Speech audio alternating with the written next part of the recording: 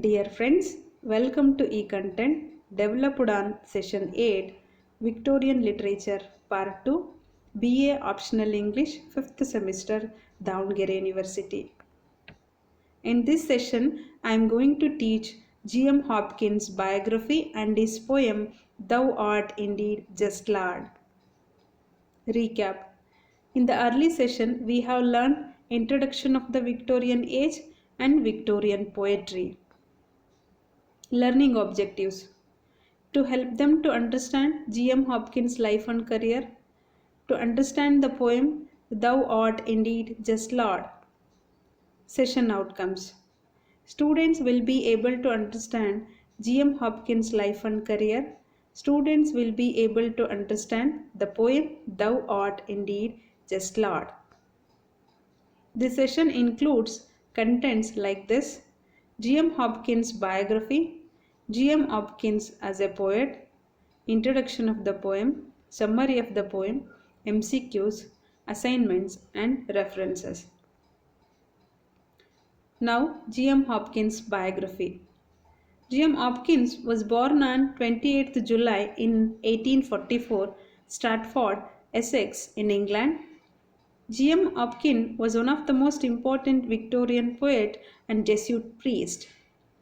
Hopkins' notable works are Paid Beauty, The Windower, St. Winifred's Well, Sonnets, Thou Art Indeed Just Lord, No Worst, Three is None. Hopkins' experimental explorations in prosody, especially sprung rhythm. Prosody means patterns of rhyme and sound used in poetry. Sprung rhythm means poetic rhythm to imitate rhythm of natural speech.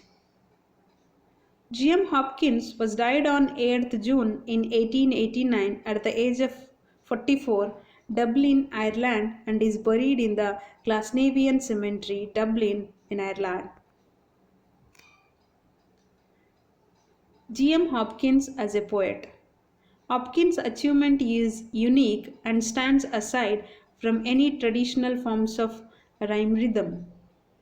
His main subjects are God and soul, God and other soul, God and nature. He is nature's noblest worshipper.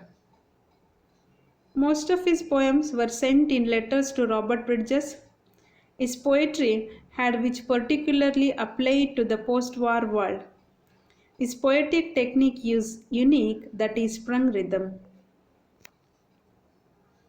Poem Thou Art Indeed Just Lord, written by G.M. Hopkins.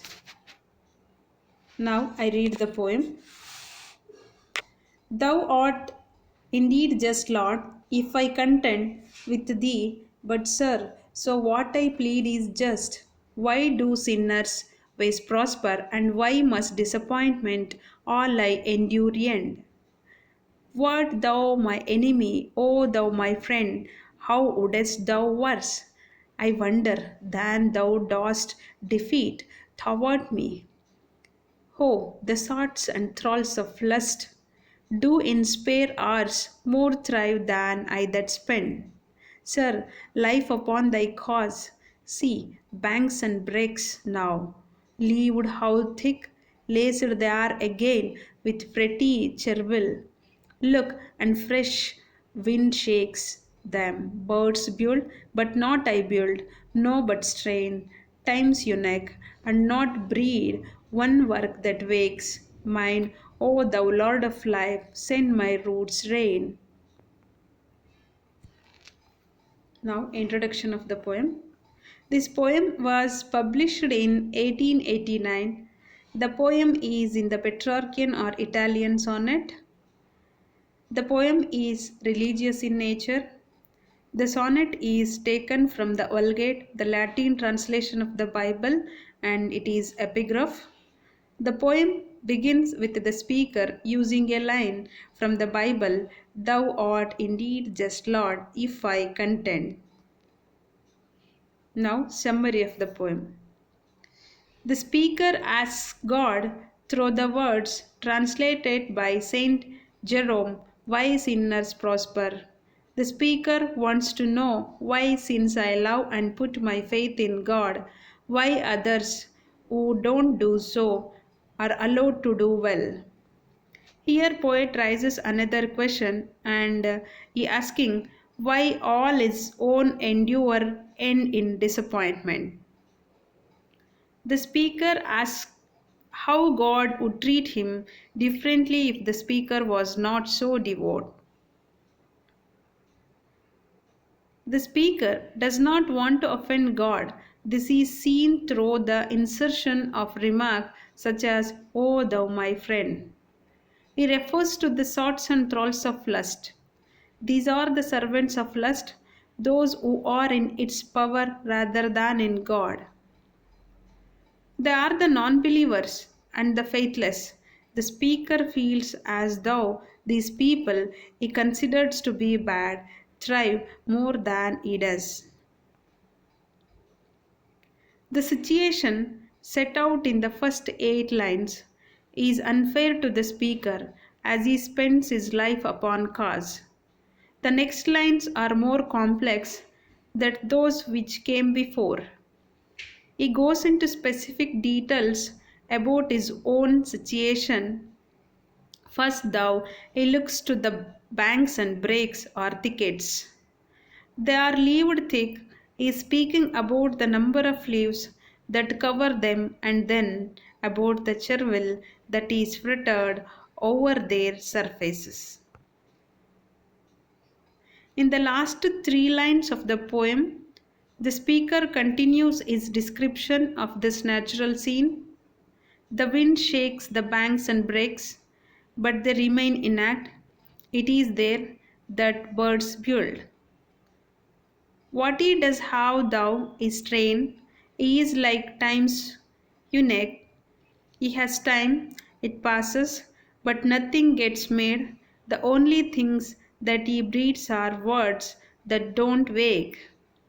This is what he is asking from God, that he be sent rain to give his roots life and the ability to make something of himself. Now I conclude this poem. Here we have MCQs for your reference. We will see one by one. First question: which of the following work is not written by G.M. Hopkins? Options: Paid Beauty, The Widower, The Lamb, Thou art indeed just Lord. Answer: The Lamb.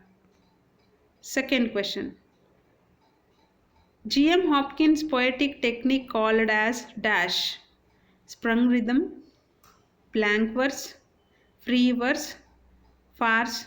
Answer: sprung rhythm. Third question: the poem Thou art indeed just Lord is a dash. Options: lyric, ballad, rhyme, sonnet. Answer is sonnet. Fourth question: the poem is taken from the Latin translation of the dash. Options: Bible, epic, hymn, none of the above. Answer: Bible. Fifth question: what thou, O my enemy, O thou my dash? Options: speaker, poet, God, friend. Answer is friend. Assignments: write short notes on religious nature of the poem. Critically analyze the poem Thou art indeed just Lord. Please attend these questions. Here finally we have references, 2 site source and 1 text, that is Roy Oren, An Outline History of English Literature and English People, Roy Publishers and Distributors, Nagpur 2001. Thank you.